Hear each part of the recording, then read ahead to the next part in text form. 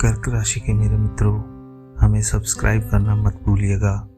हमने यह वीडियो खास आपके लिए साल 2023 का वार्षिक राशिफल बताया है, जिसमें हमने ग्रहों के गोचर, नक्षत्र आदि की स्थिति को ध्यान रखकर यह वीडियो तैयार किया है। तो आइए अब ज़्यादा समय नहीं लगाते और आपको बताते हैं कि वर्ष 2023 कर्क राशि के जातकों की ओर कैसा रहेगा।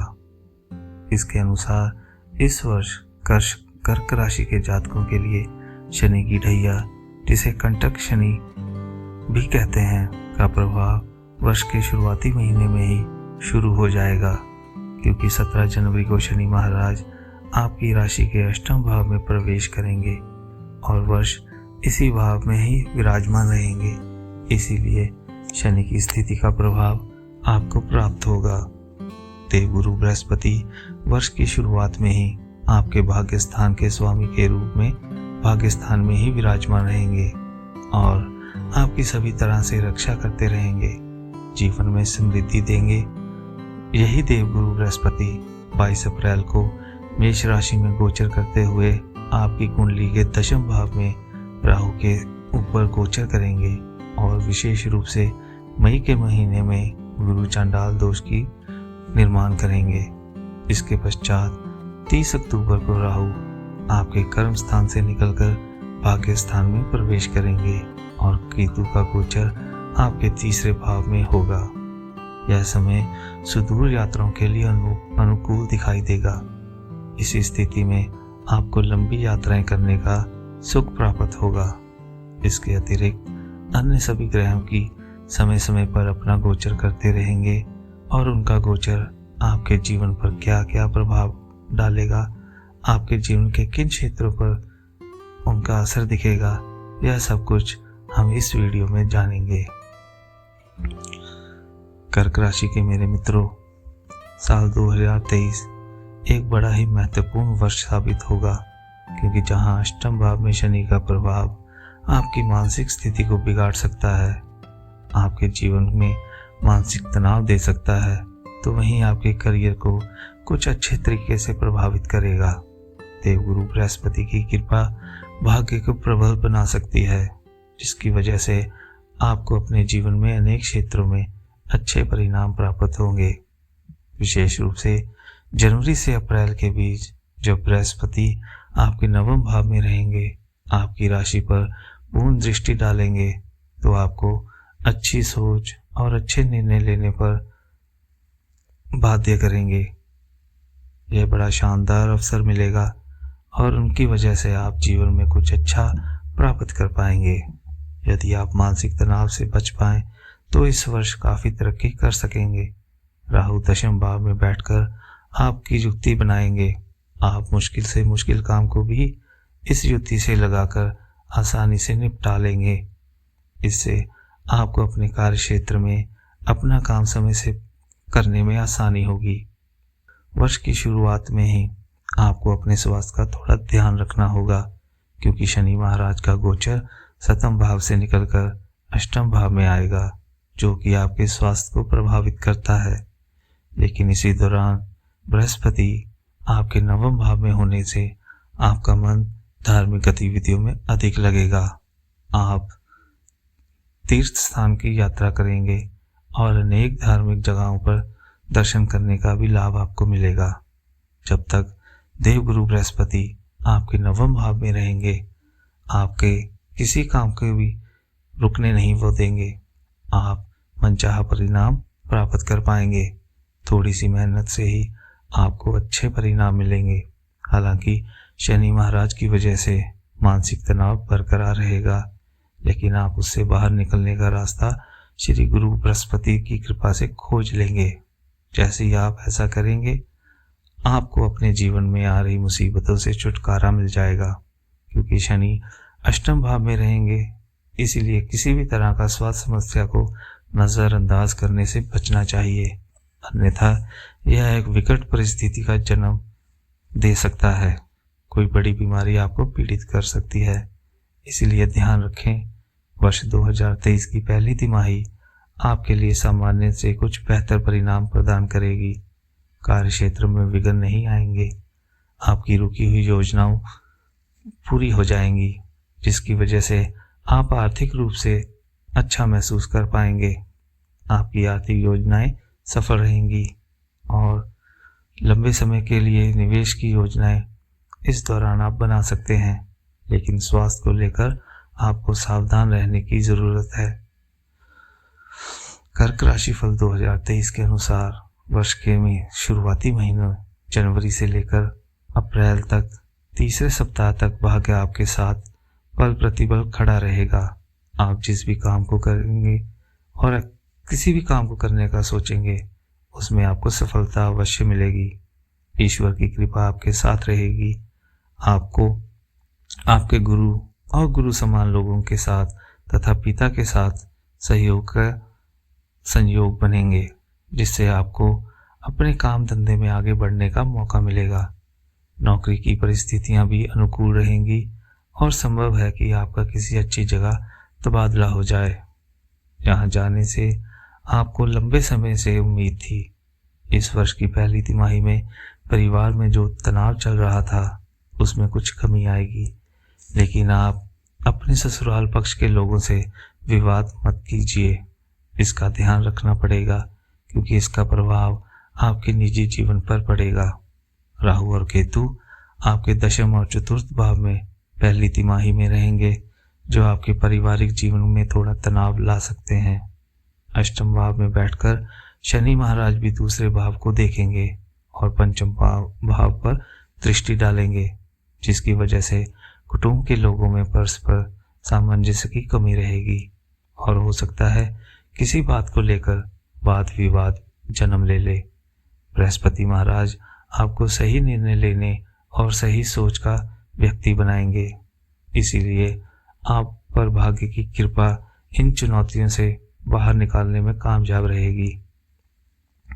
दूसरी और तीसरी तिमाही आपके लिए कुछ उतार चढ़ाव से भरी रहेगी।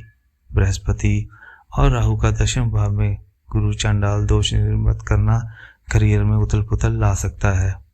इस दौरान हो सकता है आप अपनी वर्तमान नौकरी को छोड़कर किसी अन्य नौकरी को करने लगें। यहाँ शुरुआत में आपको कुछ दबाव का सामना करना पड़ेगा, क्योंकि आपके ऊपर काम का बोझ रहेगा और पहले से रुके हुए मुद्दे भी इस दौरान बाहर निकल कर आ सकते हैं। हालांकि शनि महाराज की दशम भाव पर दृष्टि आपको ऊर्जावान और आशावान बनाएगी। आप कठिन चुनौतियों से बाहर निकलने की पूरी कोशिश करते हुए सफल हो जाएंगे। वर्ष की अंतिम तिमाही के दौरान आपकी लंबी यात्राओं के योग बनेंगे। सुदूर यात्रा करने का आपका मन रहेगा और इससे आपको प्रसन्नता मिलेगी। आप अपने कामों को और भी बेहतर तरीके से पूर्ण कर पाएंगे। दूरी की यात्राओं से आपको लाभ होगा। आप कुछ बड़े संपर्क भी स्थापित कर पाएंगे। आपको पवित्र नदियों में स्नान करने का मौका भी मिलेगा। आप चुनौतियों का डटकर सामना करेंगे और इसी वजह से जो चल आ रही समस्याएं हैं वो दूर हो जाएंगी। बृहस्पति महाराज के दूसरे और चौथे भाव पर दृष्टि आपके पारिवारिक जीवन में सुख शांति लेकर आएगी।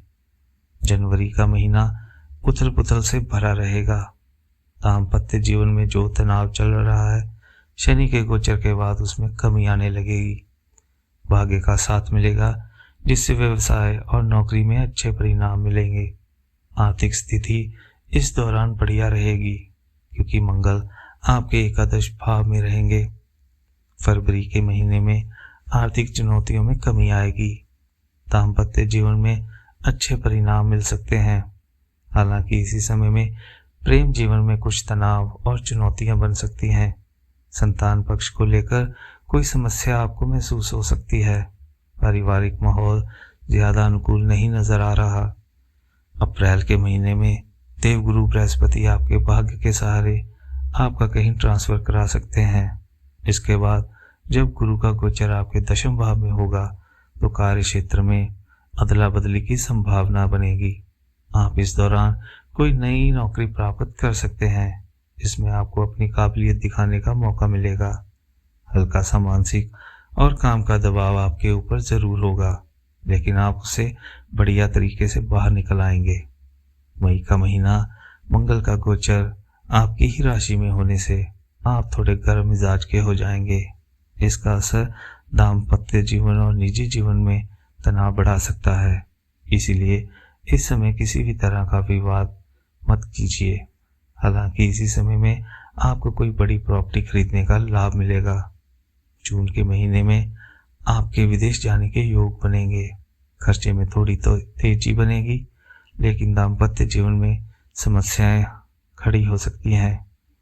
लेकिन व्यापार अच्छी तेजी से बढ़ेगा, जिससे आप राहत महसूस करेंगे। संतान को लेकर आपकी परेशानियां दूर हो जाएंगी।